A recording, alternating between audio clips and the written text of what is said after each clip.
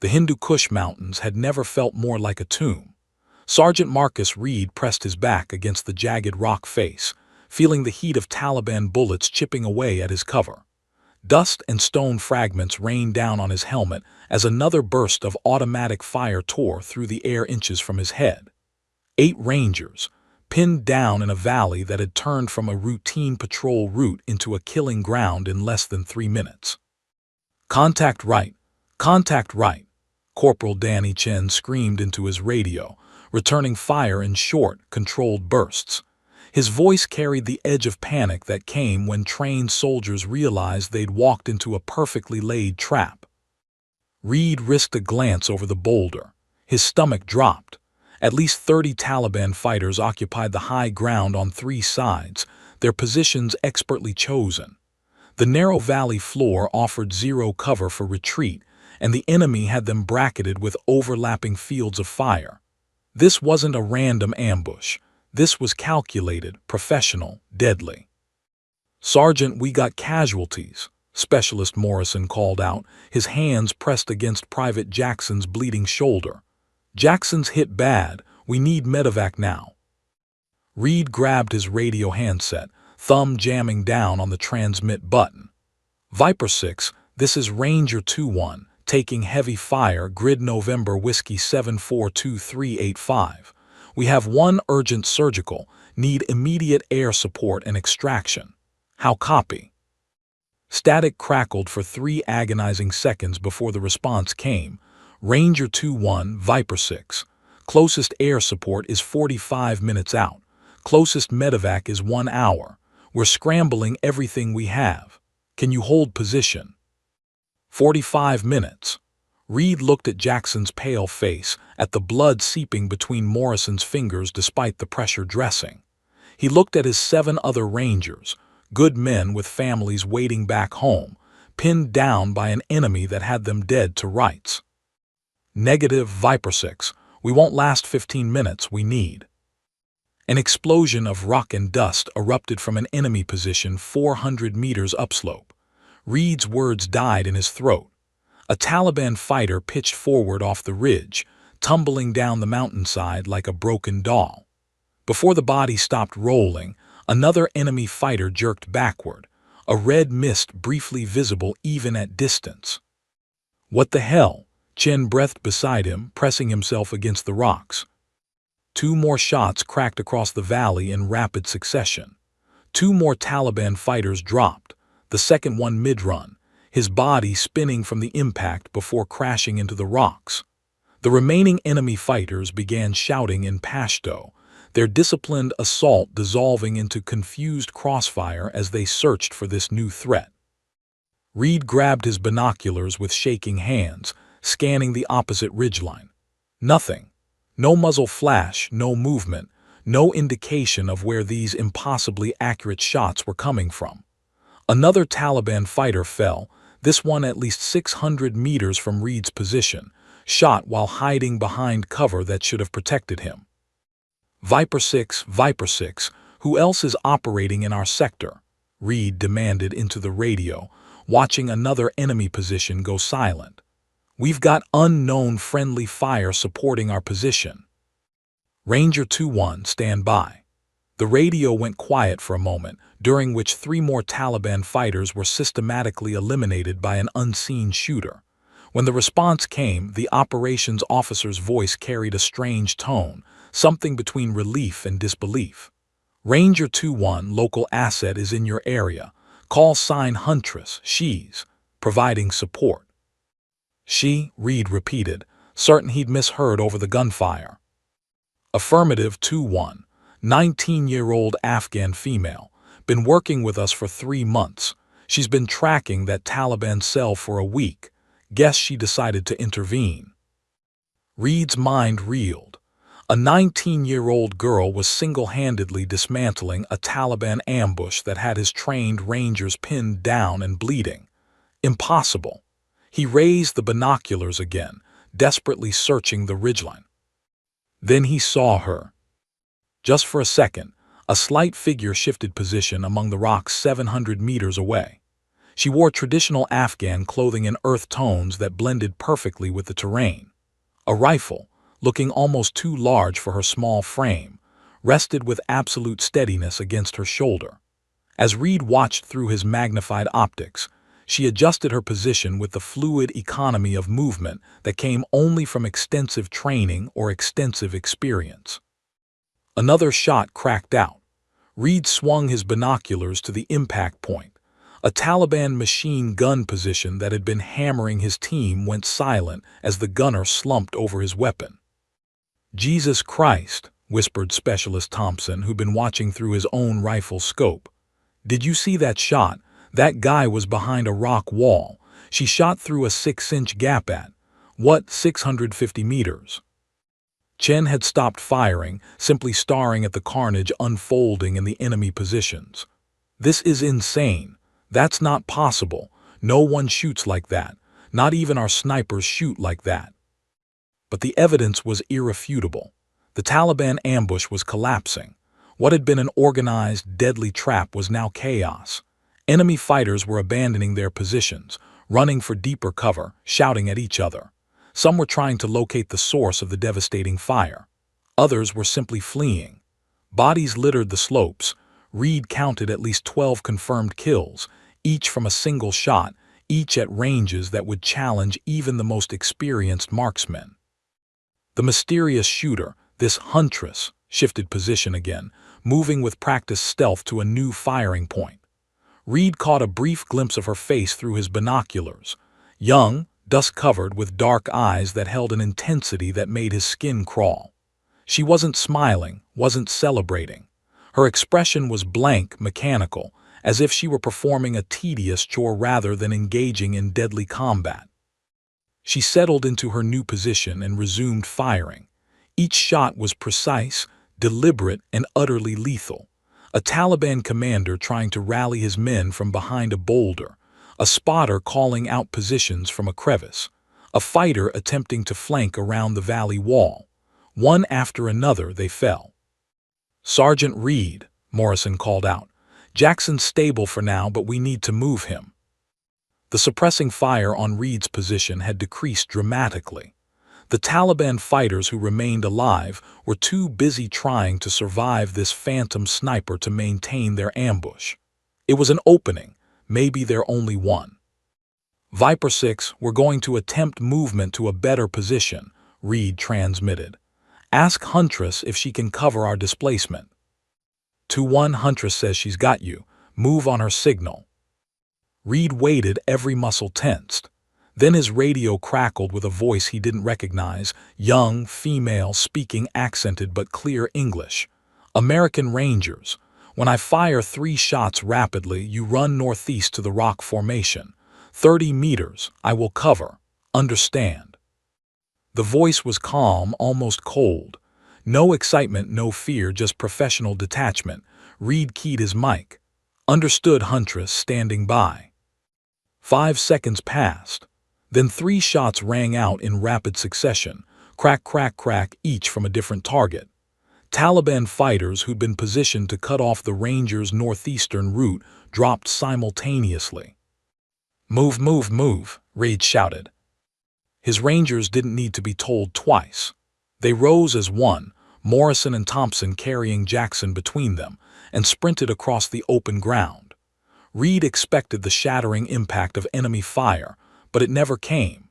Instead, he heard that rifle continuing its deadly work, each shot precisely timed to eliminate any Taliban fighter who tried to draw a bead on the running Americans.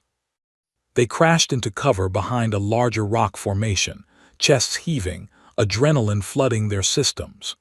Reed immediately did a head count. All 8 Rangers accounted for, Jackson still alive. Through his binoculars, Reed watched the teenage sniper work. She was methodical, patient, choosing each target with careful deliberation. This wasn't spray and pray. This wasn't even the work of a talented amateur. This was a master craftsman at work, and the craft was death. The remaining Taliban fighters were in full retreat now, abandoning equipment and wounded as they fled deeper into the mountains. The girl, Huntress, fired one final shot, dropping a fighter who'd been attempting to retrieve a fallen machine gun, then went still. Reed's radio crackled. "Rangers, you are clear. Extraction helicopter comes soon. I will watch until then." "Huntress, this is Ranger 2-1 actual," Reed transmitted, his voice rough with emotion and shock. We need to meet you. Where are you?" A pause, then, "Grid November Whiskey 742512. I come to you 10 minutes. Chen stared at Reed, his young face pale beneath the dust and sweat. "Sarge, what the hell just happened? Who is this girl?" Reed shook his head slowly, looking at the scattered Taliban bodies on the mountain slopes, at his Rangers alive when they should have been dead, at the impossible shots that had saved them all. "I don't know, Chen," he said quietly, "but I think we just witnessed something that's going to change everything we thought we knew about this war."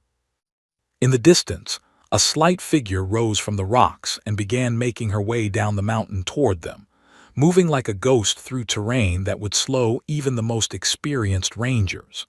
And in that moment, Sergeant Marcus Reed understood that this 19-year-old Afghan girl had become something far beyond a mere soldier. She had become a legend, and their story together was only beginning. Amina Nazari had been tracking the Ranger patrol since dawn, moving through the mountains like a shadow, invisible to both friend and foe. She knew these peaks the way a mother knows her child's face, every ridge, every hidden path, every rock formation that could conceal a sniper or hide an ambush. This had been her home once, before the Taliban turned it into a graveyard. Through her scope, she'd watched the American patrol moving along the valley floor with the casual confidence of soldiers who believed their technology and training made them invincible. She'd seen this before. Good men, brave men, walking into death because they didn't understand these mountains, didn't respect the patience of an enemy who'd been fighting in these peaks for generations. The Taliban ambush had been obvious to her trained eyes. The slight disturbance of rocks indicating recent positioning, the unnatural stillness of shadows that should have contained grazing goats, the absence of bird calls in areas that should have been alive with sound. She'd spotted 32 fighters in total, positioned with the skill that came from years of guerrilla warfare. She could have radioed a warning to the American base. Instead, she'd moved into position and waited. Warnings were just words, easily ignored. Action spoke louder. Now, as she made her way down the mountainside toward the American Rangers, she ran through her familiar post-engagement routine. Ammunition check. 17 rounds remaining from her 60-round combat load. Weapon status. Rifle functioning perfectly, barrel still cool enough for sustained fire if needed. Physical condition. Minor dehydration, elevated heart rate returning to normal, shoulder aching from the rifle's recoil after 43 shots in 18 minutes. 43 shots, 43 dead Taliban fighters. She felt nothing about the number. Feeling was a luxury she'd abandoned 6 months ago, the day she'd watched her village burn. Her spotter, old Bashir, materialized from the rocks beside her like smoke. He was 73 years old, bent from decades of mountain life, but his eyes were sharp, and his knowledge of the terrain was invaluable. He'd been her father's friend, one of the few survivors from her village, and he'd appointed himself her guardian and translator with the stubborn insistence of a man who'd already lost everything except his sense of duty. "The Americans will want to know who you are," Bashir said in Pashto, his voice raspy from years of smoking hand-rolled cigarettes. "What you are." "I am a weapon," Amina replied flatly, checking her rifle's chamber. "Nothing more." "You are a girl who has become a ghost," Bashir corrected gently. "Your mother would weep to see what this war has made you." Amina's jaw tightened, but she said nothing. Her mother was dead. Her father was dead. Her older brother Khalid was dead. Her 2 younger cousins were dead. Her entire village, 127 people, was dead or scattered to refugee camps across the border. Grief was another luxury she couldn't afford. They approached the American position cautiously, Bashir calling out in English to avoid being shot. "American Rangers, we are friendlies. Huntress is approaching. Amina saw them then. 8 men in dusty combat uniforms, weapons ready but not aimed, watching her descent with expressions that ranged from disbelief to awe to suspicion. She catalogued each face, each weapon, each position with the automatic assessment that had become second nature. The sergeant, the one who'd radioed her, was mid-30s, experienced eyes, weapon discipline excellent. The corporal beside him was younger, Asian features, still processing what he'd witnessed. Another specialist was treating a wounded man. Shoulder wound, stable, would survive. She reached the rock formation and stood before them, very aware of how she must appear. Small, barely 5'4" in her worn boots, thin from months of irregular meals and constant movement. Her grandmother's traditional Afghan dress was dusty and torn at the hem. Her headscarf had slipped back, revealing hair she'd chopped short with a knife because long hair was a liability in combat. Her hands were calloused and scarred, her fingernails broken and dirty. But it was her eyes that made the Rangers shift uncomfortably. She could see it in their reactions. They'd expected to find a girl, maybe a lucky amateur who'd gotten in a few good shots. Instead, they were looking into the eyes of someone who'd killed more men than most of them, someone who'd stopped feeling human somewhere along the way. The sergeant stepped forward, extending his hand. "Sergeant Marcus Reed, 75th Ranger Regiment, you saved our lives." Amina looked at his hand for a moment before shaking it. His grip was firm, respectful.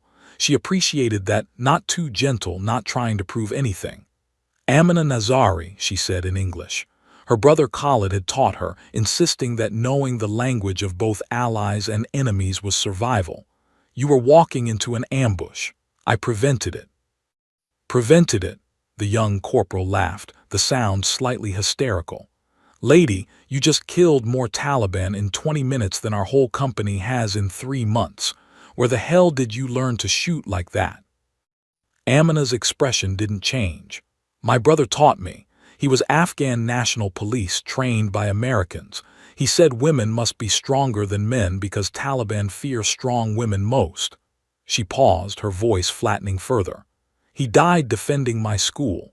Taliban burned it anyway. 23 teachers and students inside." The Americans fell silent. Reed's face tightened with understanding and something that might have been sympathy. Amina hated sympathy. It was useless, changed nothing. "How long have you been out here?" Reed asked quietly. "Alone." 6 months, 2 weeks, 4 days, Amina answered automatically. Time had lost meaning except as a measurement of survival. "Since my village was destroyed. Bashir," she gestured to the old man, "he helps sometimes. Brings food, ammunition, information. But mostly I work alone." Specialist Morrison, the medic, stood up from treating the wounded ranger. "You're just a kid. You can't be more than 19 years, 7 months, Amina interrupted. "And I stopped being a kid when I watched my father's body dragged through the streets by Taliban fighters who wanted to make an example. When I had to bury my mother and cousins in a mass grave because there were too many bodies for individual burials.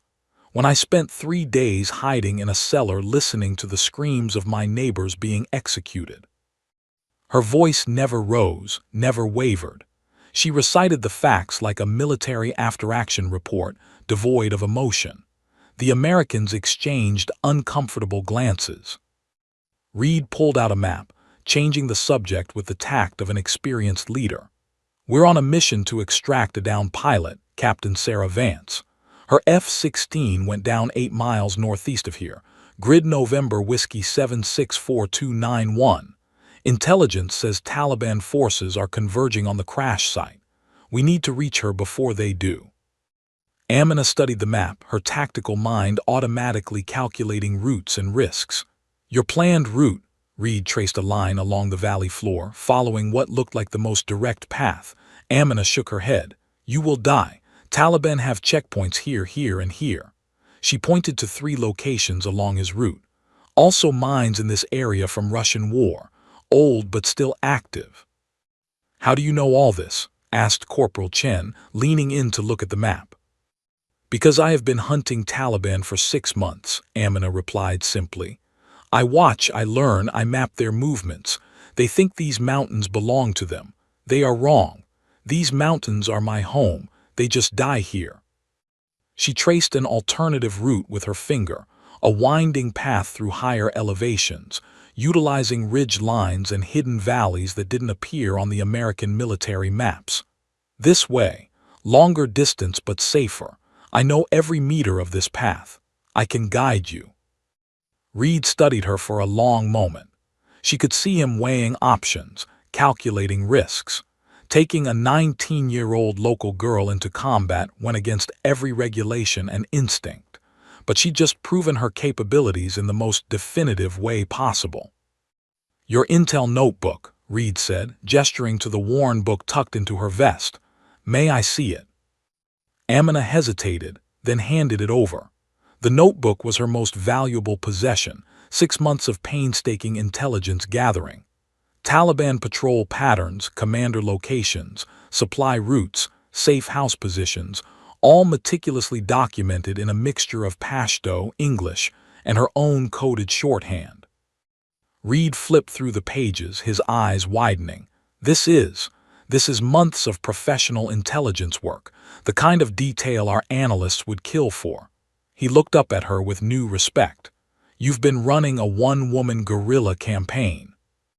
I have been surviving, Amina corrected, and killing the men who destroyed my life. If helping you rescue your pilot also kills more Taliban, then we both benefit. Chen stepped closer, his young face earnest. Look, we appreciate what you did for us. Really.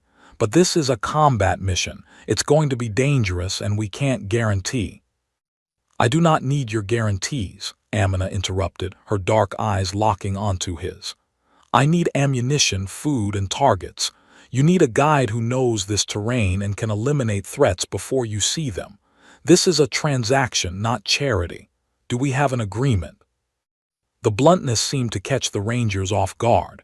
Reed glanced at his men, reading their expressions. She could see the doubt in some faces, the grudging respect in others. Finally, Reed nodded. We have an agreement, but you follow my orders. No heroics, no unnecessary risks, clear. Amina almost smiled at the irony, this American sergeant trying to prevent her from taking unnecessary risks when she'd been living on the edge of death for half a year. But she simply nodded. Orders she could follow, purpose she understood. These men needed her skills, and she needed their support to kill more Taliban. It was, as she'd said, a transaction. We move in 10 minutes, Reed announced to his team. Amina takes point with me. Chen, your rear security. Everyone else, standard patrol formation.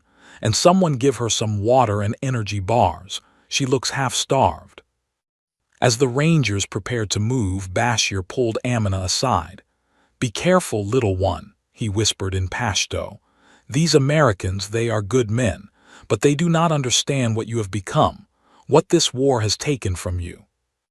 Amina checked her rifle one final time, chambering around with practiced efficiency.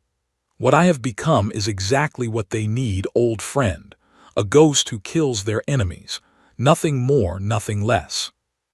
But as they began their trek toward the downed pilot, Amina couldn't shake the strange feeling of moving with a team again, of voices around her instead of the oppressive silence of solo operations.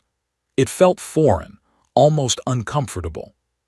She'd been alone so long, she'd forgotten what it meant to fight alongside others. She wasn't sure she wanted to remember. The mountain path Amina led them down shouldn't have existed.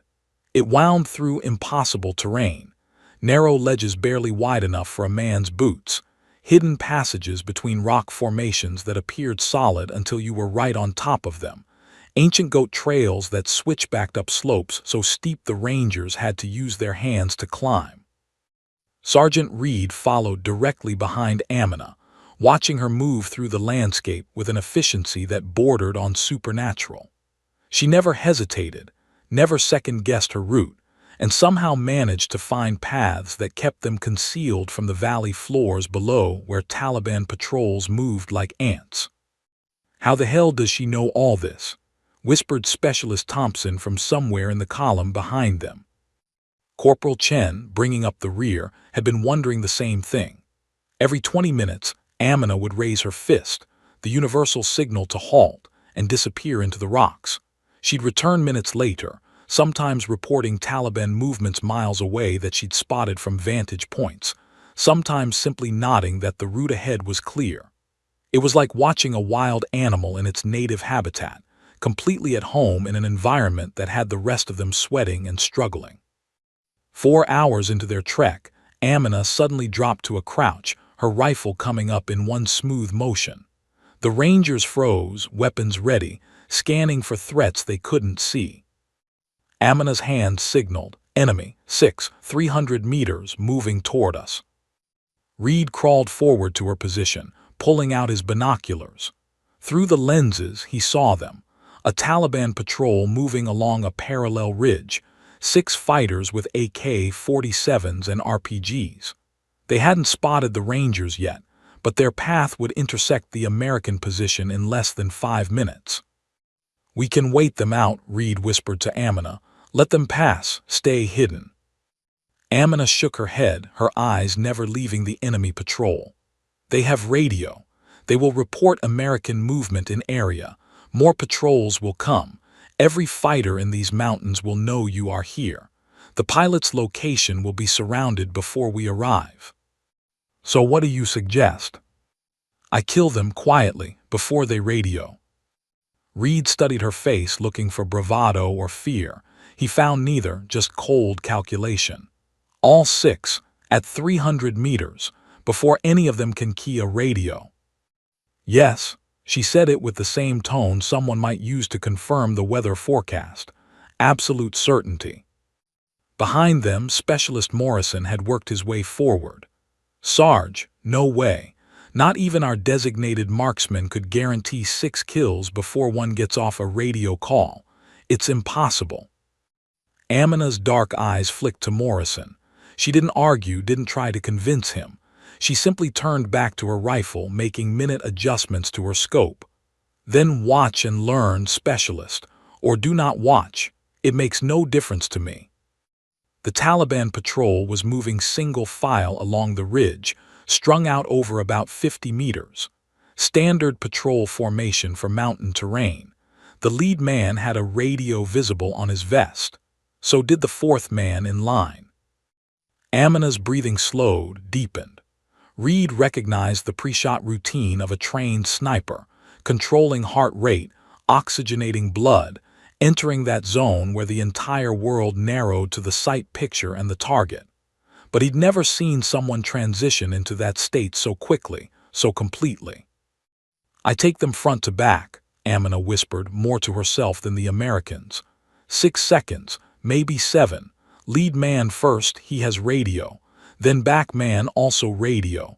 Then middle 4 before they understand what is happening. "Amina, wait," Reed started to say. The first shot cracked out, and the Taliban point man crumpled like a puppet with cut strings. Before his body hit the ground, Amina had worked her bolt, acquired her second target, and fired again. The rear guard, the man who'd been 30 meters behind the first, pitched forward, his radio tumbling from his hands and disappearing into a ravine. The middle 4 fighters had exactly 2 seconds to process what was happening. 2 seconds to reach for their radios, to shout warnings, to seek cover. They didn't get the chance. Crack, crack, crack, crack. 4 shots in rapid succession, each barely a second apart. 4 bodies falling in a macabre sequence like dominoes. The entire engagement lasted 7 seconds, exactly as Amina had predicted. 6 enemy combatants eliminated before a single warning could be transmitted. The silence that followed was deafening. Morrison's jaw hung open. Chen had lowered his weapon, staring at the distant ridge where 6 bodies lay scattered. Thompson muttered something that might have been a prayer. Even Reed, who'd seen combat across multiple deployments, felt his hands trembling slightly. Amina ejected the spent magazine, loaded a fresh one with mechanical precision, and stood. "Route is clear now. We should move before their command wonders why they missed their radio check." She started walking, leaving the stunned Rangers behind. Chen found his voice first. That's not human. Nobody shoots like that. Nobody. She does, Reed said quietly, still staring at the killing ground. He'd counted the seconds. 7 shots, 6 kills at 300 meters, with targets spread across 50 meters of terrain, compensating for wind and elevation on each shot, no hesitation between targets. It defied everything he knew about marksmanship. They moved out, following Amina's steady pace. But the dynamic had shifted. The Rangers who'd been skeptical now watched her with something approaching awe. The ones who'd been in awe now seemed slightly afraid. She just demonstrated that she was operating on a completely different level than any of them. An hour later, they took a brief rest in a sheltered ravine. Chen approached Amina as she sat on a rock, cleaning her rifle with a piece of torn cloth. He pulled an energy bar from his pack and offered it to her. "Thanks for that," he said, "back there with the patrol." Amina accepted the bar mechanically, unwrapping it and eating without seeming to taste it. Fuel for the body, nothing more. "I told you I would handle them. I do not say things I cannot do." "Where did you learn to shoot like that?" Chen asked, settling onto a nearby rock. "I mean, really, your brother taught you, you said, but that kind of skill, that takes years. Thousands of rounds, professional training." For a long moment, Amina didn't answer. She continued cleaning her rifle, her movements precise and practiced. When she finally spoke, her voice was distant, as if she were recounting someone else's story. "My brother Khalid was Afghan National Police, elite unit trained by your Green Berets. He believed Afghanistan's future depended on strong citizens, not just strong men. So he taught me everything: shooting, tactics, survival. Every day after I finished school, we would go to the mountains. He would set up targets, teach me to read wind, to calculate distance, to control my breathing and heartbeat." She paused, her hands stilling on the rifle. "He said the Taliban fear educated women most of all. Women who can think, who can fight, who cannot be controlled. He wanted me to be someone they would fear. Someone who could protect herself and others." "Sounds like he was a good man," Chen said softly. "He was the best man I have ever known." Amina's voice cracked slightly, the first real emotion Chen had heard from her. "When the Taliban came to our village, he organized the defense. He held them off for 3 hours, giving time for some people to escape. My mother made me hide in a cellar. I heard everything, every gunshot, every scream. My brother's voice calling out commands until the moment they killed him." She resumed cleaning her rifle, but Chen noticed her hands were trembling now. "The Taliban commander, after they killed my brother, he dragged his body to the village square. He announced that this is what happens to those who resist, who teach women to be strong. Then he ordered the school burned. My mother was a teacher there. She tried to get the students out. They locked the doors from outside and set it on fire." Chen felt his chest tighten. He'd heard stories about Taliban brutality, read intelligence reports, but hearing it from someone who'd lived through it was different. "Jesus. Amina, I'm so sorry." "Sorry does not bring them back," Amina said, her voice flat again, emotion locked away. "Sorry does not kill the men who did this. So I stopped being sorry. I stopped feeling anything except the need to make them pay. Every day, every shot, every Taliban fighter who falls, that is my payment. That is what my brother's training was for." She finished cleaning her rifle and reassembled it with practiced efficiency. "For 6 months, I have been hunting them. I learned their patterns, their routes, their habits. I study them the way a predator studies prey. I have killed 63 Taliban fighters. I know because I mark each one in my notebook. Each kill is one small payment for what they took from me." 63, Chen repeated, his voice barely a whisper. "You've killed 63 men in 6 months, by yourself." 69 now, Amina corrected, gesturing back toward the ridge where the patrol had fallen.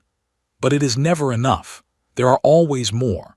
They are like locusts. You kill 100 and 200 more appear. But I keep killing them anyway because stopping means accepting what they did. I will never accept it." She stood, slinging her rifle across her back. Your sergeant wants to move soon. The pilot's crash site is still 4 hours away, and Taliban patrols increase closer to the target.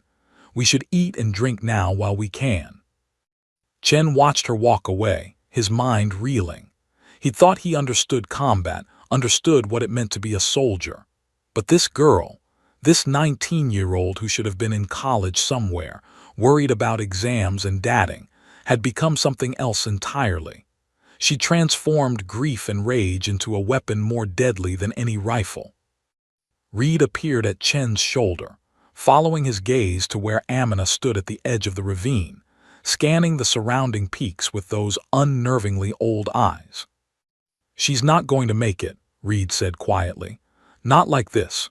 You can't sustain that level of trauma and rage without breaking eventually." "She's already broken, Sarge," Chen replied. "She's just too busy killing to notice." Reed nodded slowly. "Maybe that's why she agreed to help us. It's not about the pilot or the mission. It's just another opportunity to do the only thing she knows how to do anymore." "What's that?" "Survive by making sure the other guy dies first." A shout from Morrison interrupted them. "Sarge, Amina says we've got movement 2 ridges over. Looks like a larger patrol, maybe 12 fighters, heading toward the crash site." Reed grabbed his rifle. "All right, let's move. Stay sharp, stay quiet, and for God's sake, let Amina do her job. The woman's a professional killer whether we like it or not." As they resumed their trek, following the ghost-like figure of Amina through impossible terrain, Chen couldn't shake the image of those 6 bodies falling in perfect sequence. 7 seconds. 6 lives ended with the mechanical efficiency of someone who'd stopped seeing her enemies as human beings. He wondered if that's what happened when you fought alone for too long. You stopped seeing anything as human, including yourself. And he wondered if, by the time this mission was over, any of them would see Amina Nazari as anything other than the weapon she'd become. The sun was beginning its descent toward the western peaks when they found Captain Sarah Vance. The crash site was a devastating tableau, twisted metal scattered across a rocky slope, a black scar of burned earth marking where the F-16 had first impacted before tumbling another 100 meters down the mountainside. The ejection seat lay empty, partially buried in scree. Amina had led them to an overlooked position first, insisting on reconnaissance before approaching. Through binoculars, Reed scanned the wreckage, looking for any sign of the pilot. Nothing. No body, no movement, no indication whether Vance had survived the crash. "Taliban have not reached her yet," Amina whispered, pointing to the untouched wreckage. "They would have stripped equipment, set traps, but they are close, maybe 30 minutes behind us." "Then where's the pilot?" Morrison asked, scanning the area with his scope. Amina studied the terrain with the focused intensity of someone reading a familiar book. Her eyes traced the slope, the scree patterns, the disturbed rocks that most people would miss. "There," she said, pointing to a dark shadow beneath an overhanging rock formation 200 meters from the main wreckage. "Cave entrance. If I crashed here and could still move, that is where I would hide." Reed looked where she indicated. He couldn't see any cave, just rocks and shadows. "You sure?" "No," Amina admitted. "But it is what I would do. And see," she pointed to a barely visible line in the scree, "something was dragged, boot marks. She went that direction." They approached carefully, weapons ready, Amina moving point with Reed close behind. As they neared the rock formation, Reed finally saw what Amina had spotted from hundreds of meters away, a narrow opening in the rocks, partially concealed by fallen boulders. The kind of natural shelter that could save your life if you knew to look for it. "Captain Vance," Reed called out, "U.S. Army Rangers were here to extract you." A weak voice emerged from the darkness. "Rangers, thank God, I'm armed," coming out slowly. Captain Sarah Vance emerged from the cave entrance, and Reed's trained eye immediately cataloged her injuries. Left leg clearly broken, makeshift splint created from pieces of her flight suit and branches. Face bruised and swollen. Right arm cradled against her chest. but she was conscious, alert, and had managed to drag herself to shelter and survive for 18 hours in hostile territory. "How bad?" Reed asked as Morrison moved in to assess her injuries. "Compound fracture left femur, possible broken ribs, concussion, but I'm alive and I kept my sidearm and survival radio." Vance's eyes swept over the Rangers, then stopped on Amina. "Who's the girl?" "Long story, ma'am. She's friendly. Saved our asses getting here." Morrison worked quickly, administering pain medication and stabilizing Vance's leg properly. "We need to move her, but it's going to be slow. She can't walk, and carrying her through that terrain we just covered."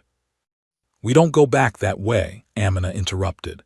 She'd been standing at the cave entrance, watching the surrounding peaks with unwavering attention. "Taliban patrols are moving to cut off that route. They know we are here now. They saw us approach." Reed felt ice in his stomach. "How do you know?" "Because I would have watchers on those peaks if this were my ambush." Amina pointed to 3 distant ridge lines. "They have been tracking us for the last hour, letting us find the pilot before they close the trap. Smarter than the patrol this morning. Those were scouts. These are hunters." Chen moved to the cave entrance beside her, raising his binoculars. "I don't see anything." "You will not see them until they want you to," Amina said flatly. "But they are there. Trust me or do not, your choice.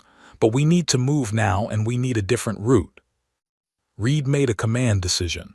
"All right, Amina, you've been right about everything else. What's your recommendation?" Amina pulled out her worn notebook, flipping to a hand-drawn map that showed terrain details the Rangers' military maps didn't include. "There is a cave system, old from when Mujahideen fought Soviets. Extends 3 kilometers through the mountain, emerges near your extraction point. Taliban know about it, but they think it collapsed years ago. It did not. My village used it to hide supplies from both Soviets and Taliban." "A 3-kilometer cave tunnel," Thompson said incredulously. "In pitch darkness, carrying an injured pilot, possibly unstable. That's suicide." "Less suicide than fighting 40 Taliban fighters in open terrain while carrying wounded," Amina replied. "The cave entrance is 1 kilometer from here. Once inside, Taliban cannot follow in numbers. Narrow passages, choke points. One person with rifle can hold off many." Vance, pale but focused despite her pain, looked at Amina with sharp intelligence. "You know this cave system. You've been through it." "Many times. My family hid there during Soviet bombing. Later, my brother and I used it for training. I know every meter, every turn, every chamber. I can guide you through in darkness." Reed weighed the options. Stay and fight 40 Taliban fighters while protecting a critically injured pilot. Almost certainly a losing proposition. Try to move through open terrain with a litter. Slow, exposed, probably equally suicidal. Or trust a 19-year-old girl to guide them through an unmapped cave system in complete darkness. Some choice. "How do we carry the captain through caves?" Morrison asked practically. Amina had already thought of this. "Make litter from branches and cord. In wide sections, 2 people carry. In narrow sections, we drag carefully. I went through with supply bundles before, heavier than person. It works." "You're talking about dragging an injured woman through caves for 3 kilometers, Chen protested. "I am talking about keeping her alive," Amina shot back, her dark eyes flashing with rare emotion. "You want different option, tell me. I will listen. But we have maybe 10 minutes before Taliban close their trap, so decide quickly." Reed looked at his Rangers, reading their expressions. Doubt, fear, but also grudging trust in this strange girl who'd proven herself repeatedly. He looked at Vance, who nodded slightly despite her pain. "We take the caves," Reed decided. "Morrison, prep the captain for movement. Chen, Thompson, construct a litter. Amina, lead us to this entrance. Move fast but stay quiet." They worked with efficient urgency, creating a makeshift litter from branches and paracord, securing Vance as comfortably as possible. Amina watched the peaks constantly, her rifle ready, her body language screaming danger even though the Rangers still couldn't see any threats. "They are moving into position," she said quietly to Reed. "We have 5 minutes, maybe less." "How can you possibly know that?" Amina pointed to a distant slope where birds had suddenly taken flight, disturbed by something below. Then to another area where dust rose almost imperceptibly into the air, the kind of dust created by multiple people moving quickly. "The mountains speak if you know how to listen. Taliban are converging. They will attack when we try to move the pilot. Standard tactic, wait until target is vulnerable, then strike." The litter was ready. 4 Rangers would rotate carrying Vance, with the others providing security. Amina would lead, using her intimate knowledge of the terrain to find the fastest route to the cave entrance. "Move out," Reed ordered. They'd gone less than 200 meters when the first shots rang out. Reed had expected it, but the volume of fire still shocked him. At least 30 weapons opening up simultaneously from multiple positions. The Taliban had indeed set a trap, and they'd sprung it with professional timing. "Run!" Reed shouted, though his Rangers were already moving. Bullets ricocheted off rocks, sent up geysers of dirt, whined through the air with lethal intent.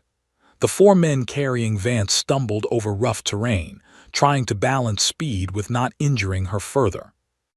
Amina had dropped to one knee, her rifle already speaking. Reed saw 3 Taliban fighters fall in rapid succession, the ones who'd exposed themselves to get better firing angles.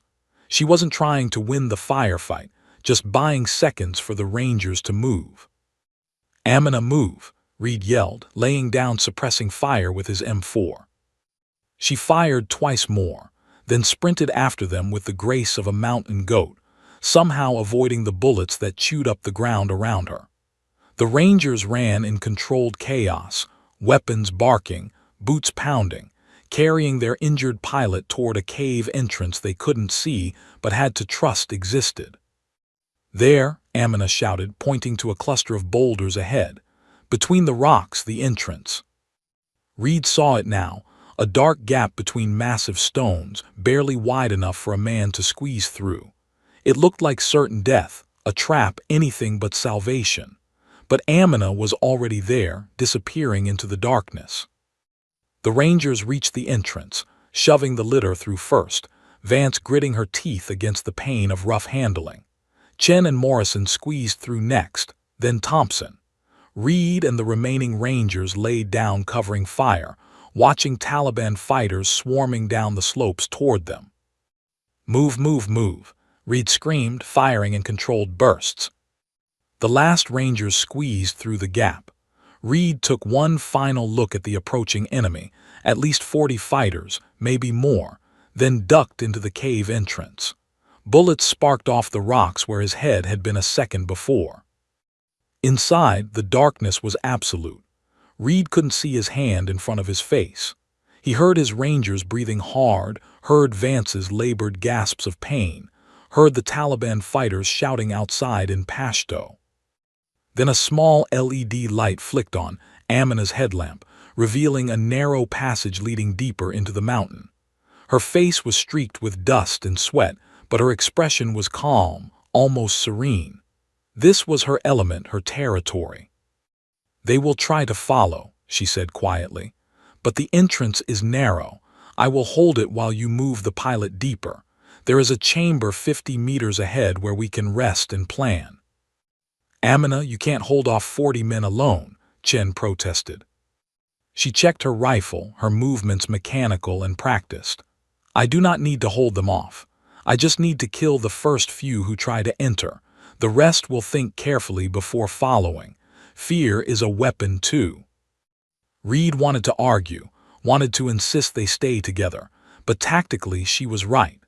The narrow entrance was a perfect choke point. One person with a rifle could create a horrific killing ground that would make anyone think twice about pursuit. 5 minutes, Reed said. "Then you fall back to our position, that's an order." Amina nodded, already positioning herself where she had a clear view of the entrance gap. The sounds of Taliban fighters organizing outside grew louder, shouts, running boots, weapons being readied. The Rangers moved deeper into the cave, carrying Vance, their lights creating dancing shadows on ancient stone walls. Reed looked back one more time to see Amina silhouetted against the dim light from outside, a small figure with a rifle, preparing to hold off an army. He wondered if he'd just ordered a 19-year-old girl to her death. Then her rifle cracked once, twice, and screaming echoed from outside. The sounds of pursuit stopped abruptly. Maybe, Reed thought as he followed his team deeper into the mountain, the Taliban should be more worried about her than the other way around. After all, she was the ghost in these mountains. And ghosts were very hard to kill.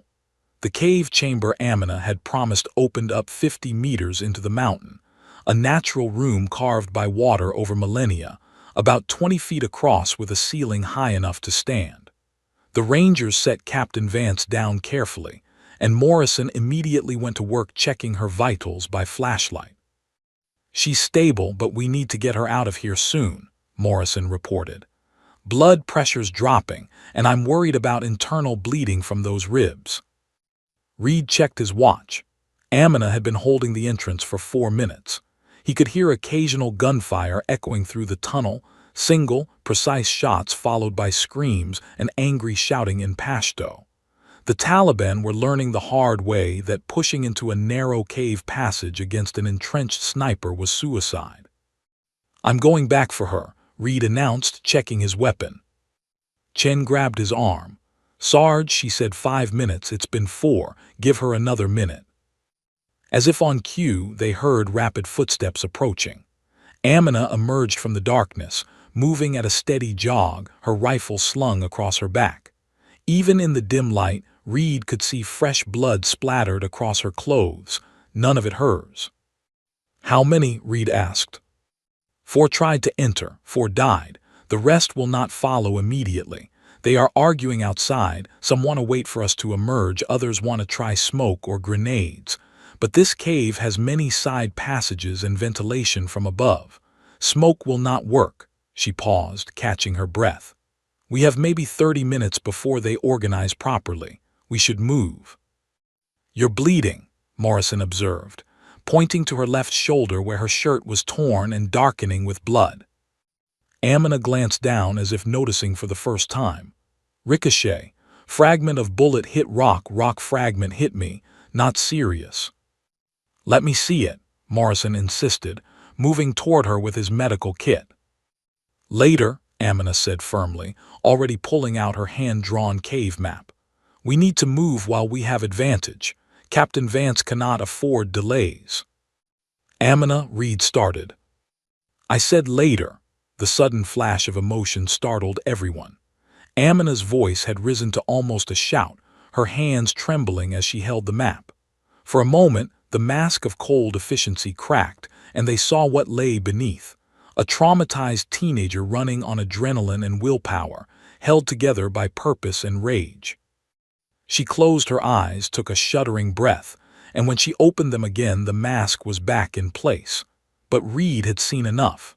The girl was at her breaking point, operating on fumes and determination.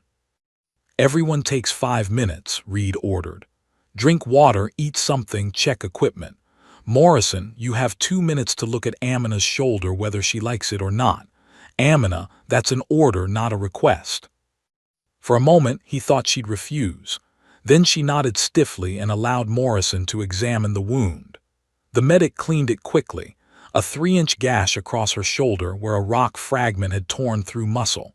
Not life-threatening, but painful and still bleeding. "This needs stitches," Morrison said, preparing a needle. "No time," Amina replied. "Bandage it, I can still shoot."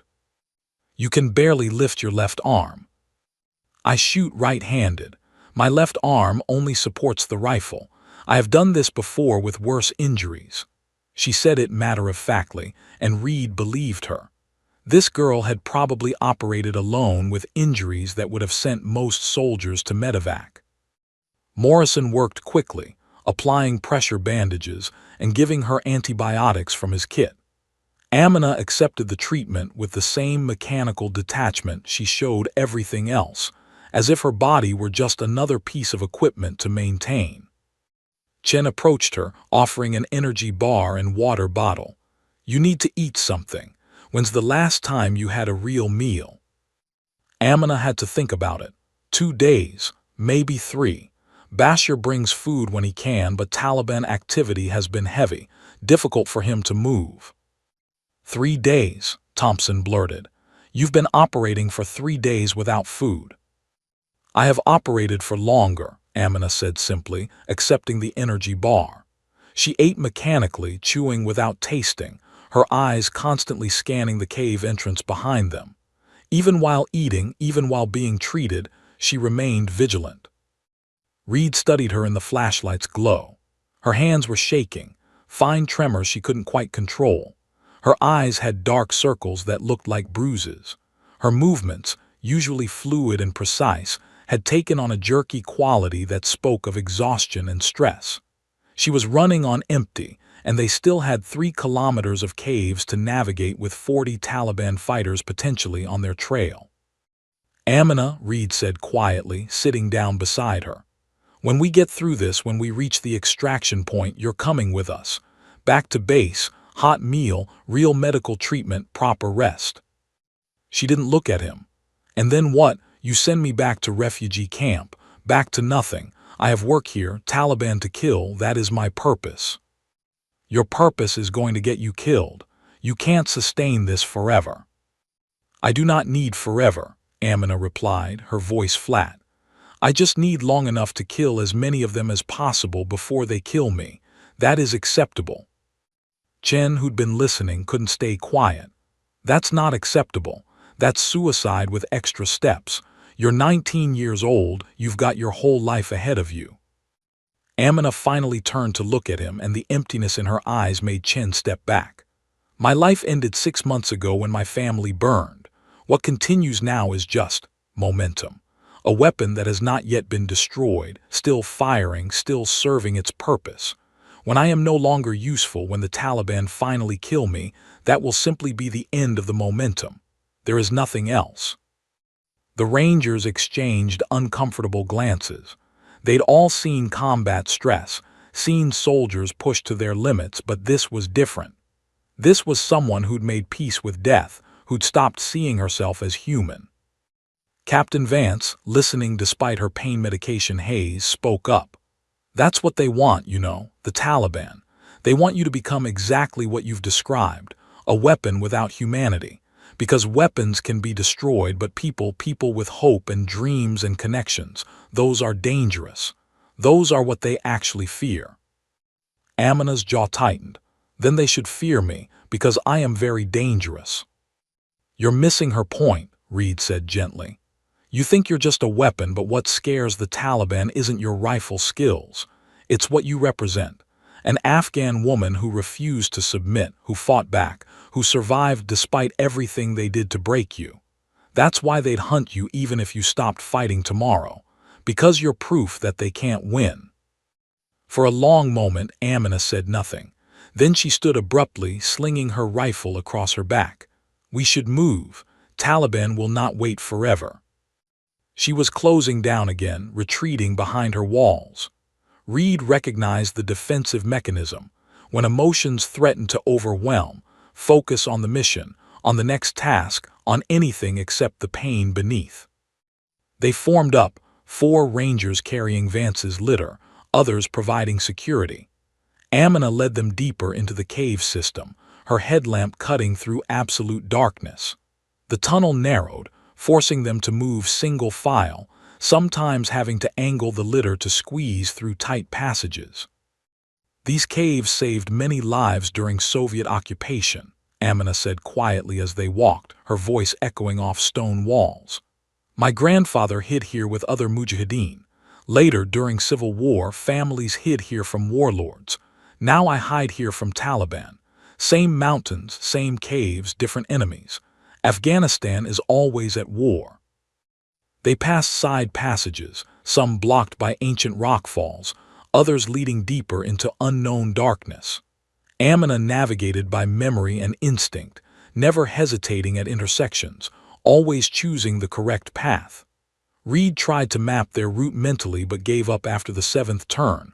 Without her, they'd be hopelessly lost in minutes. An hour into the cave trek, they heard sounds behind them, distant voices, lights flickering in the tunnel they'd left. The Taliban had overcome their fear and were pursuing. Amina stopped, listening to the echoes. They move too fast. They will catch us before we exit. She studied the tunnel ahead, then pointed to a side passage. There, natural choke point. Rock formation creates bottleneck. I can hold them while you continue. Absolutely not, Reed said firmly. We stick together. Sergeant, be logical. Carrying the captain, you move slowly. Taliban move fast with no wounded. Mathematics says they will overtake you, unless someone slows them down. Her voice was calm, analytical. I am the logical choice. I know these caves, I can defend the position, and I can escape through side passages if necessary. No, Chen said, stepping forward. We're not leaving you behind. That's not how Rangers operate.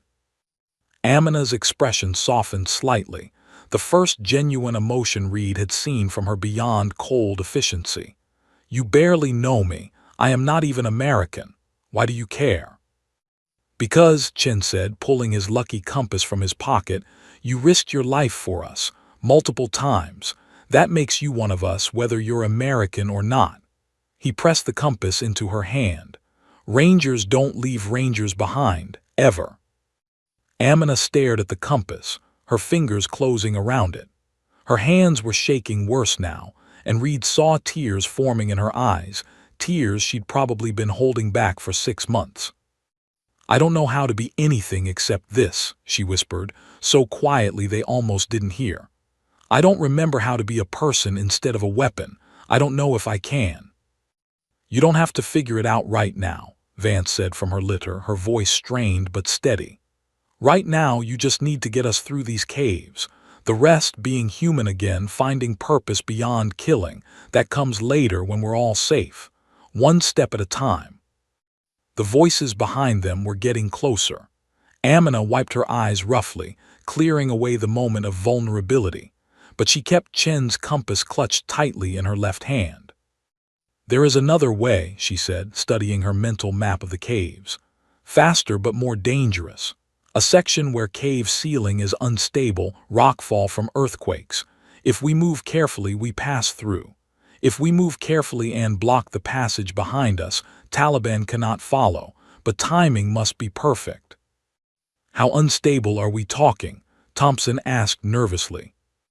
Unstable enough that wrong vibration could bring down tons of rock, but also unstable enough that right vibration, in right place, definitely brings down tons of rock. Reed understood immediately. You want to cause a controlled collapse behind us, seal the tunnel, trap the Taliban on the other side. Yes, we pass through. I place small explosive charge from my pack. We detonate from safe distance. Tunnel collapses, Taliban cannot follow. We reach exit without pursuit. You're carrying explosives, Morrison asked incredulously. Always, Amina replied, patting a pouch on her vest. You never know when you need to destroy a Taliban ammunition cache or supply truck. Plastique is very useful. Of course, this 19-year-old girl carried military explosives as casually as other teenagers carried makeup. Reed almost laughed at the absurdity of it all. All right, he decided. We do it your way, but you set the charge and get out. No heroics, no last stands, clear. Amina nodded, already moving forward with renewed purpose. They followed her through increasingly unstable passages, seeing cracks in the ceiling, piles of rubble from previous collapses, sections where their footsteps caused dust to rain down ominously. Finally, they reached a chamber where the ceiling looked like it was barely holding itself up. A spiderweb of cracks, loose rock, geological instability frozen in a moment of uncertain equilibrium. Through here quickly but carefully, Amina instructed. No loud noises, no touching walls, just move. They crossed the chamber in tense silence, every footstep placed with precision, carrying Vance's litter like it contained nitroglycerine. Reed kept expecting the entire ceiling to come down on their heads, but Amina's judgment proved sound. They reached the far side safely.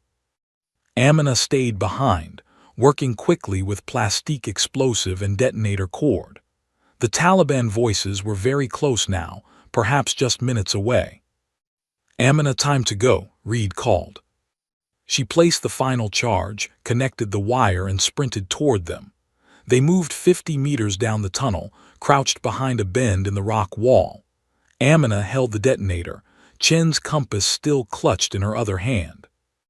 The first Taliban fighters entered the unstable chamber, their flashlights sweeping across the cracked ceiling. At least a dozen men, moving quickly, confidently, not realizing they just walked into a tomb. Amina looked at Reed. He nodded. She pressed the detonator. The explosion was muffled but devastating. The unstable chamber ceiling, already stressed beyond its limits, gave up its ancient battle with gravity. Thousands of tons of rock collapsed in a thundering avalanche, filling the chamber, sealing the tunnel completely. The screams were brief, then silence. Dust billowed down the tunnel toward them, forcing the Rangers to cover their faces. When the dust settled where there had been a passage, now there was only solid rock. No way through, no way back. And somewhere behind that rock, trapped in darkness, were the Taliban fighters who'd been hunting them. Amina stared at the collapsed tunnel, her expression unreadable. Then she looked down at Chen's compass, still in her hand, its presence somehow grounding her. "Come on," she said quietly. "Exit is 1 kilometer ahead. We need to keep moving." But as they walked, Reed noticed something different about her movements. The mechanical efficiency was still there, but something had shifted. Maybe it was holding Chen's compass, that tangible symbol that someone cared whether she lived or died. Maybe it was Vance's words about being human instead of a weapon. Maybe it was just exhaustion finally cracking through her armor.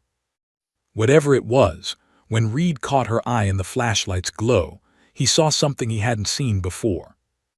Not hope exactly, but maybe the faint possibility of hope, the first crack in the walls she'd built around herself. It was a start. They emerged from the caves into the fatting light of dusk, the exit hidden behind a waterfall that barely trickled during the dry season. Amina had led them through the mountain's heart with the confidence of someone who knew every stone, every turn, every secret passage. The 3-kilometer journey had taken 2 hours of careful navigation, but they'd made it with Captain Vance still conscious and no Taliban pursuit. Reed immediately radioed for extraction. "Viper 6, Ranger 2-1. We have the package. Request immediate medevac, grid November Whiskey 783472. Copy 2-1. Birds inbound, ETA 22 minutes. LZ is hot. Taliban forces converging on your position from multiple directions. You need to move 2 clicks northeast to designated extraction point. How copy?" Reed's stomach sank as he studied his map. 2 kilometers northeast meant crossing an open valley, the kind of terrain that would leave them completely exposed. With a critically injured pilot who couldn't walk, they'd be moving at a crawl while Taliban fighters closed in from all sides. "Roger, Viper 6, moving to extraction point now." He turned to his team. "All right, we've got 22 minutes to cover 2 clicks with hostiles converging. 4 of you on litter rotation, everyone else provides security. Move fast but stay alert." They started across the valley as the sun touched the western peaks, painting the sky in shades of orange and red. Beautiful and deadly. There was no concealment here, just open ground and scattered rocks that wouldn't stop bullets. Reed felt exposed, vulnerable, waiting for the first shots to ring out. Amina ranged ahead, constantly scanning with her scope, looking for threats before they materialized. She moved differently now. Reed noticed her favoring her injured shoulder, saw her stumble once on terrain she'd normally navigate effortlessly. The 2 hours of cave navigation, the blood loss, the days without proper food or rest, It was all catching up with her. Amina, fall back to the main group, Reed ordered. You're in no condition to be running point. She ignored him, continuing her forward position. Then she froze, dropping to one knee and raising her fist. The Rangers hit the ground instantly, weapons ready. Through his binoculars, Reed saw what had stopped her. Taliban fighters, at least 20 of them, positioned along the ridgeline directly between the Rangers and their extraction point. They weren't moving, weren't searching. They were waiting, setting up an ambush at the exact spot the Rangers needed to reach. They know where the LZ is, Chen whispered. How the hell do they know? Because they have been listening to your radio frequencies, Amina said quietly, crawling back to Reed's position. Taliban are not stupid. They have scanners, interpreters, intelligence networks. They heard your extraction request. They know exactly where you need to go. Reed cursed under his breath. She was right. He'd been careless, assuming tactical radio frequencies were secure in such a remote area. But the Taliban had been fighting here for decades. They knew how Americans operated, knew extraction procedures, knew to monitor frequencies and set traps accordingly. Viper 6, be advised, LZ is compromised.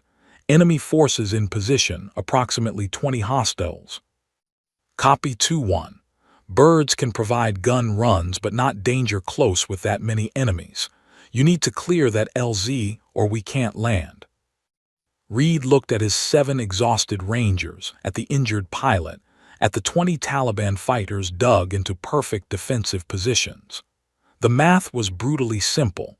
They couldn't win a frontal assault, couldn't go around without missing the extraction window, and couldn't stay here with more enemies converging every minute. Amina was studying the terrain with that analytical intensity Reed had learned to respect. There is another way, she said finally, but you will not like it. Tell me anyway. She pointed to a rocky outcrop 600 meters from the Taliban position, elevated and with clear sight lines to the entire enemy formation. From there, I can engage them, kill their officers first, create confusion, force them to take cover. While they are focused on me, your team moves through the valley to extraction point. I provide overwatch until helicopters arrive, then I escape through that ravine system. She traced a route with her finger. 3 kilometers through narrow passages where they cannot follow in numbers. I emerge near old Soviet outpost, where Bashir can meet me. Absolutely not, Reed said immediately. That's a suicide mission. You'd be alone against 20 fighters with no backup and a wounded shoulder.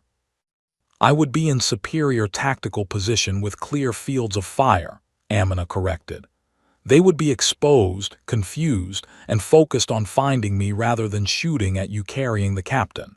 It is the best option for mission success. Mission success doesn't mean sacrificing you. Amina's dark eyes met his steadily. Why not? I am one person. You are 8 soldiers plus a pilot. 9 American lives versus 1 Afghan girl. The mathematics are clear. That's not how we calculate things, Chen interrupted, crawling over to join the conversation. People aren't just numbers in an equation. Then you are foolish, Amina said bluntly. War is mathematics. Resources, casualties, acceptable losses. I am acceptable loss for mission success. Captain Vance, listening from her litter despite her pain medication, spoke up weakly. Sergeant Reed, I'm the mission objective here. What's your tactical assessment? Reed gritted his teeth. Tactically, Amina's plan made horrifying sense. A skilled sniper in an elevated position could absolutely create enough chaos to allow the Rangers to reach the LZ. But it violated everything he believed about leaving no one behind, about protecting those who'd helped you. There has to be another way, he insisted. Tell me, Amina challenged. You have 15 minutes before extraction window closes. Taliban forces are converging. You have wounded pilot who cannot walk. You have open ground to cross while enemy holds high ground. What is your alternative plan, Sergeant? Reed ran through options frantically. Call for danger close air support, too risky with Vance injured. Try to fight through too many enemies. Wait for more reinforcements, no time. Circle around, would miss extraction window and get caught between multiple Taliban units. Every tactical option led to the same conclusion. Without someone providing covering fire from that outcrop, they couldn't make it to the LZ alive. There's got to be, Reed started. There is not, Amina interrupted. I know you want different answer. I know your culture, your rules say you do not leave people behind. But sometimes, Sergeant, survival requires sacrifice, and I am choosing to make it. You're 19 years old, Morrison burst out. You've got your whole life. I have nothing. Amina's voice cracked with sudden fury.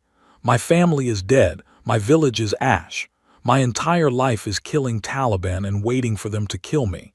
At least this way my death means something. At least this way I save people instead of just destroying people. Do you understand?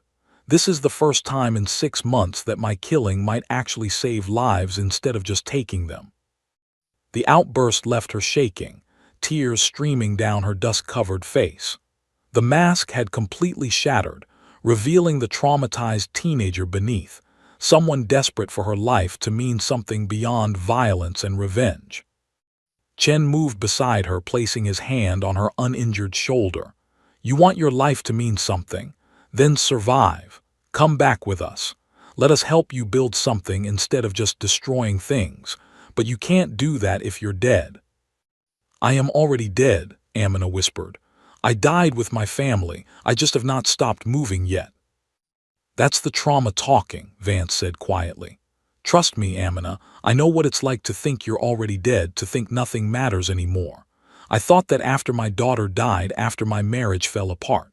I volunteered for the most dangerous missions because I didn't care if I came back. But you know what? Surviving when you think you're already dead, that's when you discover what you're actually capable of. That's when you find new reasons to live. Amina wiped her eyes roughly, trying to rebuild her emotional walls. But Chen's compass was still in her hand, and she kept looking at it like an anchor. I will not die, she said finally, her voice steadier. I have survived 6 months alone against Taliban. I know these mountains, know how to disappear, know how to escape. I will create diversion. You reach extraction point, helicopters arrive, I escape through ravine system. We all survive. No sacrifice necessary. Reed studied her face, searching for certainty, for confidence, for any sign she believed her own words. What he saw instead was determination mixed with resignation, the look of someone who'd made peace with whatever outcome came. Amina, I need you to promise me something, Reed said. When we reach the LZ, you fall back immediately. The second those helicopters touch down, you disengage and run. Don't stay to make sure we're aboard, don't wait to see if we need more cover. You run and you don't stop until you're safe. Can you promise me that? Amina looked at him for a long moment, then she held up Chen's compass. I promise to return this. I do not break promises. That's not an answer. It is the only answer I can give. She stood, checking her rifle, counting her remaining ammunition. 43 rounds left. I move into position now.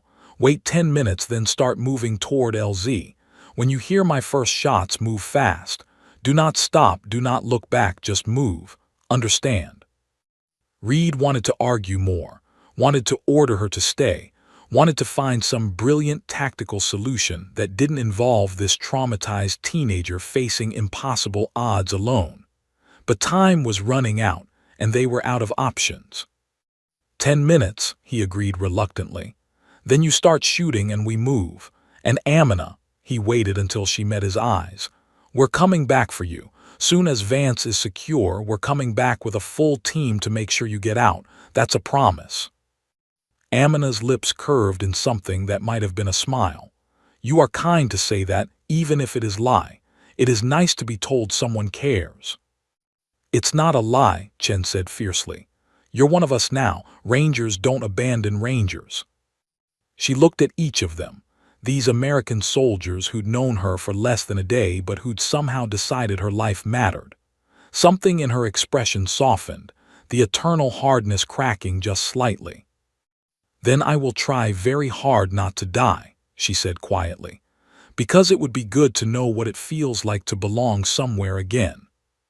Without another word, she turned and began moving toward the outcrop, her small figure disappearing into the rocks and shadows of the approaching night. Reed watched her go, feeling like he'd just made the worst decision of his military career. Chen settled beside him, his face troubled. "Sarge, we're really going to let her do this?" "We don't have a choice, Corporal. Sometimes command means making impossible decisions." "What if she doesn't make it out?" Reed didn't answer, because he was wondering the same thing and he didn't have any good answers. In the distance, they saw Amina reach the outcrop and settle into position, her rifle steady despite her wounded shoulder. She was ready. The question was whether they could live with themselves if this was the last time they saw her alive. "All right, Rangers," Reed said quietly, checking his watch. 8 minutes to movement. Get ready to run like hell and don't look back." But even as he said it, he knew looking back was exactly what he'd do. Because against all odds, in less than a day, this ghost of a girl had become someone worth looking back for. And if she didn't make it out, he'd carry that weight for the rest of his life. Amina settled into her firing position on the rocky outcrop, her breathing slow and controlled despite the pain radiating from her shoulder. 600 meters below, the Taliban fighters were positioned along the ridgeline in a textbook ambush formation. Machine gun nests at both flanks, riflemen spaced at intervals, officers in the center coordinating through hand signals and radios. 23 fighters, she counted, not 20 as Reed had estimated. 3 more had arrived while the Rangers prepared to move. The mathematics had just gotten worse. She checked her ammunition one final time. 43 rounds in her magazine and pouches. 43 bullets for 23 enemies if she could force the Rangers to safety before her ammunition ran out. The numbers were tight but workable. She'd operated with worse odds. Through her scope, she identified the Taliban commander, older, with a distinctive gray beard, carrying himself with the authority that came from years of combat. He was positioned centrally, directing his men with practiced efficiency. Kill him first, and the command structure would fracture. Military theory she'd learned from her brother Khalid, now put into practice for perhaps the final time. Her radio crackled softly, Reed's voice tense. "Huntress, we're in position, on your signal." Amina keyed her mic with her left hand, her right steady on the rifle despite the trembling in her arms from exhaustion and blood loss. "Understood. When I fire 3 shots rapidly, you move. Do not stop for anything. Promise me." A pause, then, "We promise, and Amina, we meant what we said, we're coming back for you." She almost believed him, almost let herself imagine a future beyond the next 45 minutes, beyond this mountainside, beyond the endless cycle of killing and surviving. But hope was dangerous. It made you hesitate, made you vulnerable. Better to focus on the immediate, wind speed, range calculation, target acquisition. "I know," she lied softly. "Now get ready to run." She released the radio and settled fully into her shooting position, becoming one with the rifle, with the rock, with the mountain itself. Her breathing slowed further, her heartbeat dropping to the controlled rhythm that preceded killing. The pain in her shoulder faded to background noise. The exhaustion became irrelevant. There was only the scope, the targets, and the mathematics of death. The gray-bearded commander was gesturing to his men, clearly frustrated that the Americans hadn't appeared yet. He pulled out a radio, probably calling for reinforcements or updating his own command about the delay. Amina placed her crosshairs on his chest, compensating for wind, for elevation, for the Earth's rotation at this distance. She exhaled slowly, half a breath, and squeezed the trigger. The commander jerked backward, his radio flying from his hands as the 7.62 round punched through his sternum. Before his body hit the ground, Amina had already worked her bolt, acquired her second target, the machine gunner on the left flank, and fired. The gunner slumped over his weapon. Third shot, the machine gunner on the right flank. He fell before understanding why his commander and counterpart had died. 3 shots in 4 seconds, 3 key positions eliminated, command structure decapitated. "Move," Amina shouted into her radio, then dropped it. She wouldn't need it anymore. Through her scope, she saw the Rangers burst from cover, running at full sprint across the valley floor with Vance's litter bouncing between 4 soldiers. They were exposed, vulnerable, perfect targets for the remaining Taliban fighters. But those fighters were no longer focused on ambush positions. They were scrambling for cover, shouting in confusion, trying to locate the sniper who just killed 3 men in seconds, exactly as Amina had planned. She found her 4th target, a fighter pointing toward her position, having spotted her muzzle flash. She fired and he tumbled down the rocky slope. 5th target, another fighter raising his rifle toward the running Rangers. He dropped mid-aim. 6th target, a fighter on his radio, probably calling for help. The radio went silent permanently. The Taliban formation was dissolving into chaos. Some fighters were firing wildly toward her position, their bullets striking rocks 30 meters away, panic fire, undisciplined and ineffective. Others were trying to regroup, to establish new command, to organize a response. Amina didn't give them time. 7th shot, 8th, 9th. Each bullet found its target with mechanical precision. A fighter trying to reach the abandoned machine gun, an officer attempting to rally the men, a sniper setting up on an opposing ridge to counter her. The Rangers were halfway to the extraction point now, Chen and Morrison carrying the front of Vance's litter, Thompson and another Ranger at the rear. Reed ran alongside them, occasionally firing behind to discourage pursuit that hadn't materialized because every Taliban fighter was focused on survival rather than ambush. Amina's world narrowed to a rhythm: identify, aim, compensate, fire, cycle, bolt, repeat. Her shoulder screamed with each recoil, blood seeping through Morrison's bandages and staining her shirt. Her hands trembled from exhaustion, but the rifle stayed steady, her breathing controlled, her shots precise. 15th round, 16th, 17th. Then her worst fear materialized. In the distance, she heard engines, vehicles approaching fast, probably carrying reinforcements. The Taliban fighters below heard it too, their morale surging with the promise of support. They began organizing, preparing to pursue the Rangers once their reinforcements arrived. Amina couldn't allow that. She shifted her focus from individual fighters to the approaching vehicles, 2 Toyota trucks mounted with machine guns, packed with fighters, racing along the valley road toward the extraction point. If they reached the Rangers before the helicopters arrived, it would be a massacre. She calculated quickly. The lead truck, 800 meters, moving at approximately 60 kilometers per hour, bouncing over rough terrain. Impossible shot for most snipers, difficult even for her, but necessary. She led the target, compensating for movement and distance, and fired at the driver. The truck swerved violently as the driver slumped, then rolled as it hit a boulder at speed.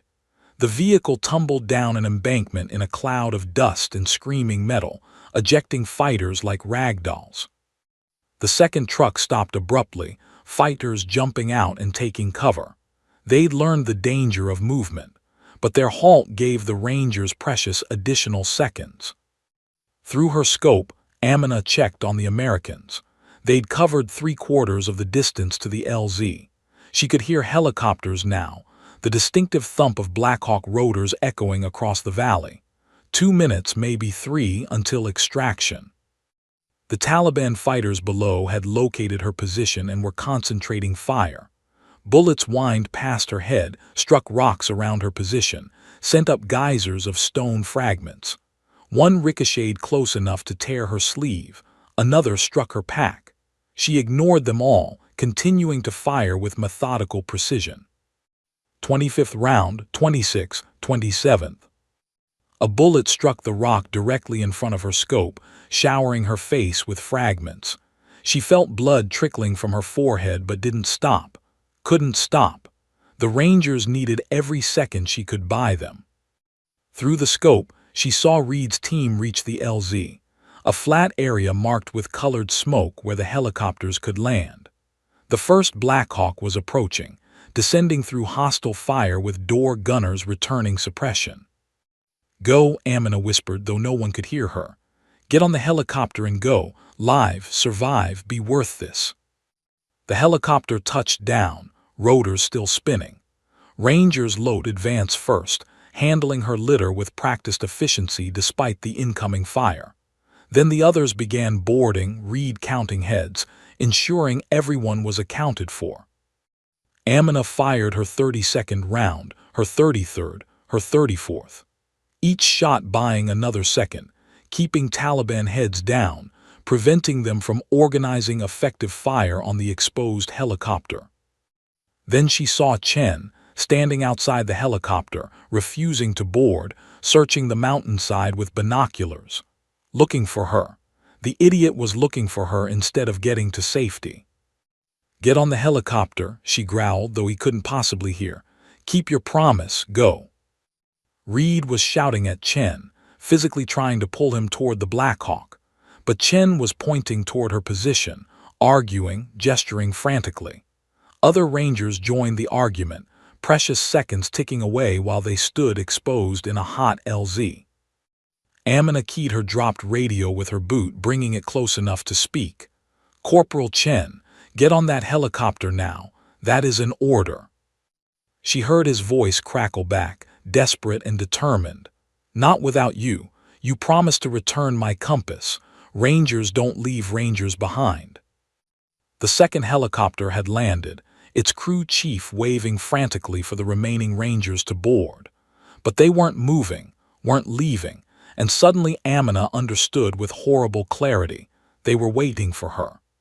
These crazy Americans were risking their entire extraction because they'd decided she mattered. Taliban fighters were advancing now, emboldened by the chaos, moving toward the LZ in a final desperate assault. Amina had maybe 10 rounds left.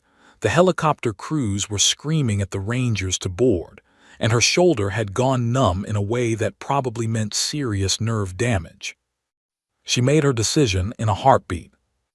"Southeast Ridge," she spoke into the radio, her voice cold and clear. "Moving to extract point now. Do not wait.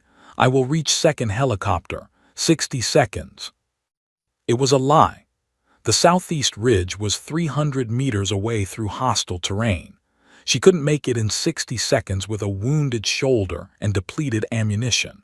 But maybe the lie would convince them to board, to save themselves while she held the Taliban back long enough for the helicopters to lift off.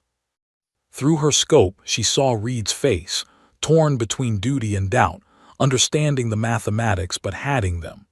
Then he nodded sharply, grabbed Chen, and physically dragged him toward the first helicopter. The Rangers boarded in disciplined haste, the first Black Hawk lifting off immediately with Vance and half the team.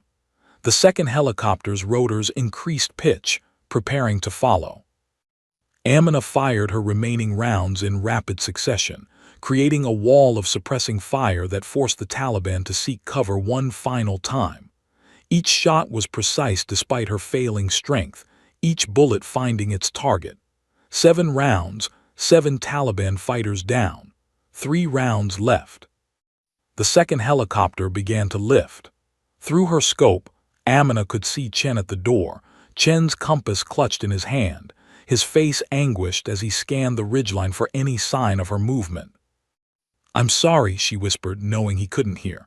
"I'm sorry I lied, but you're worth the lie. You're all worth it."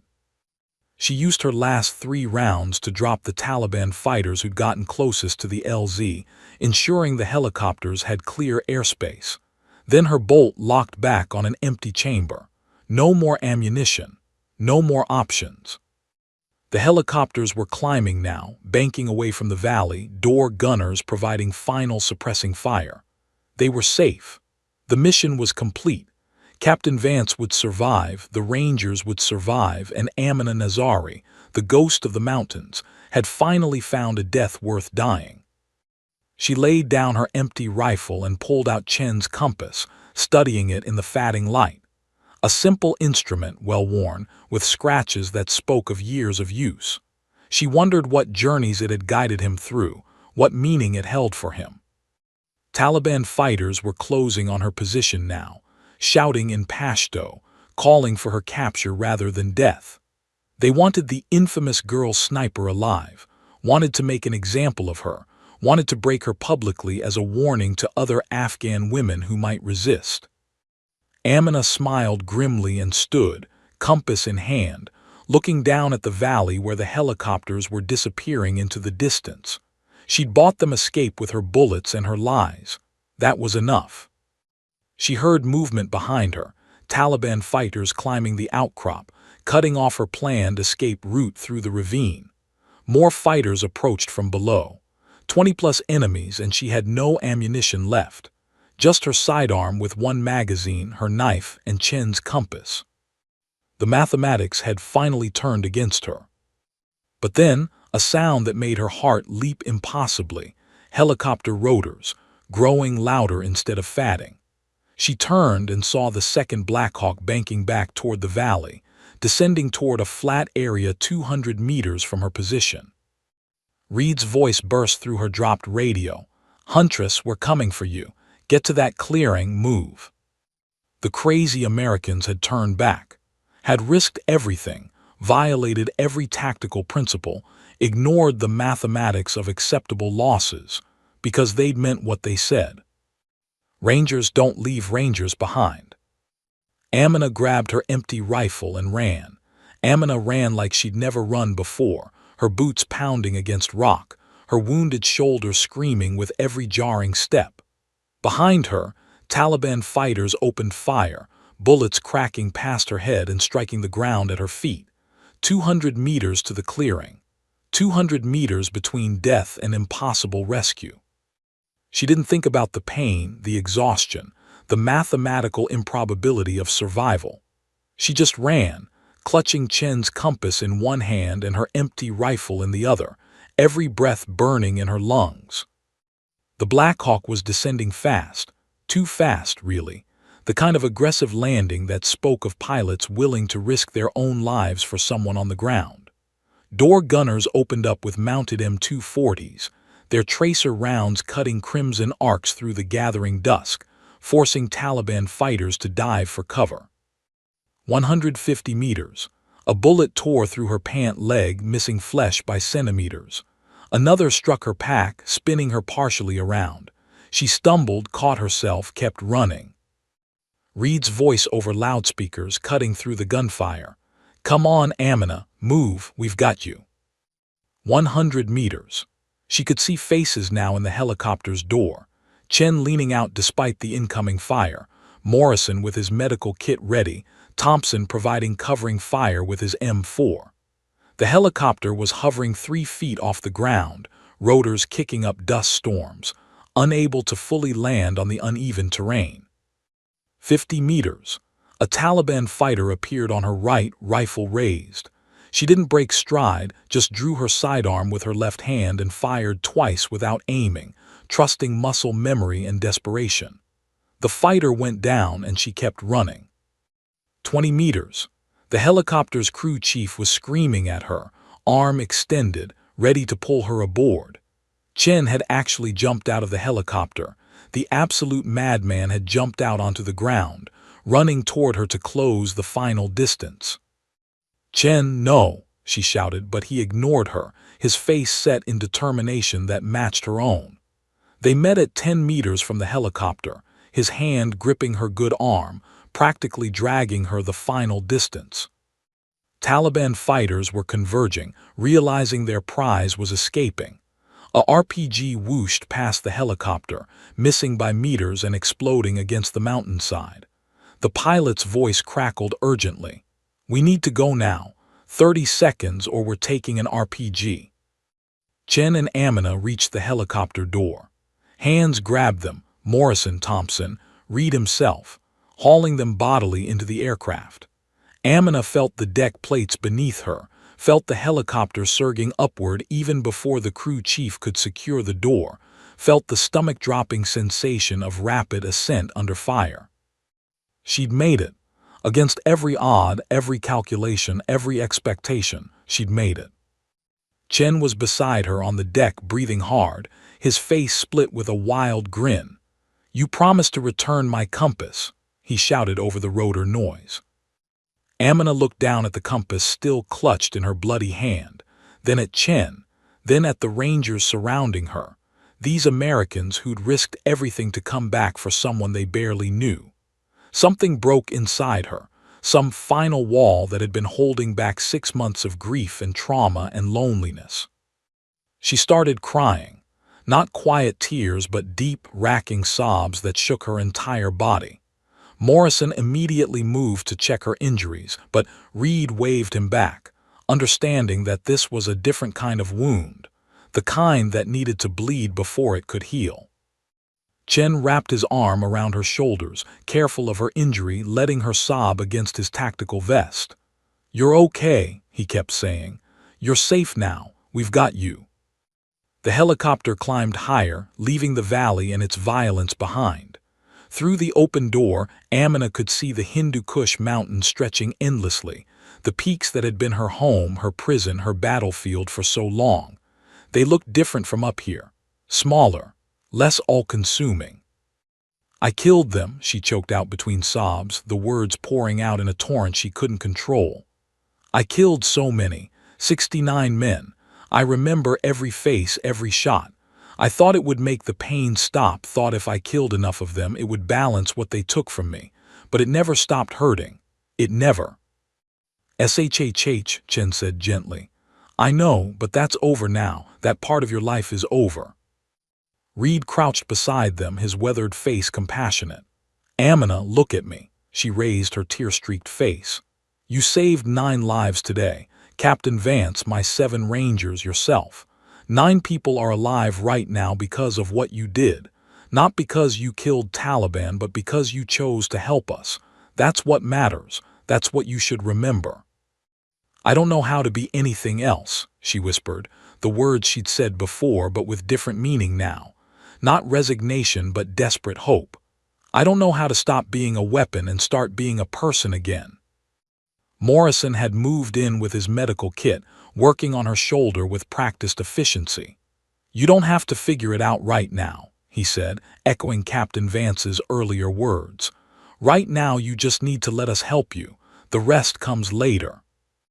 The helicopter was approaching the American base, lights visible in the distance. Amina felt panic rising. What happened now? She was an Afghan civilian who'd been operating illegally, killing people without official sanction. Would they arrest her, interrogate her, send her to a refugee camp? Reed seemed to read her thoughts. "We've already made arrangements," he said. "Command wants to debrief you, yes, but after that." He glanced at his Rangers, who all nodded. "We've put in paperwork to sponsor your immigration to the United States. Special visa for Afghans who provided critical assistance to U.S. forces. It's usually for interpreters, but Captain Vance is putting her weight behind it, and what you did today definitely qualifies as critical assistance." "America," Amina repeated, the word foreign and impossible. "But I have nothing. No education, no skills except killing. What would I do in America?" "Whatever you want," Chen said simply. "Go to school.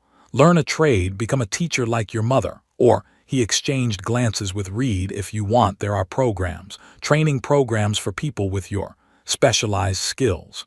Contract work with ranger teams, intelligence gathering, strategic consultation. Legal, official with support and resources." "You mean become a soldier, officially?"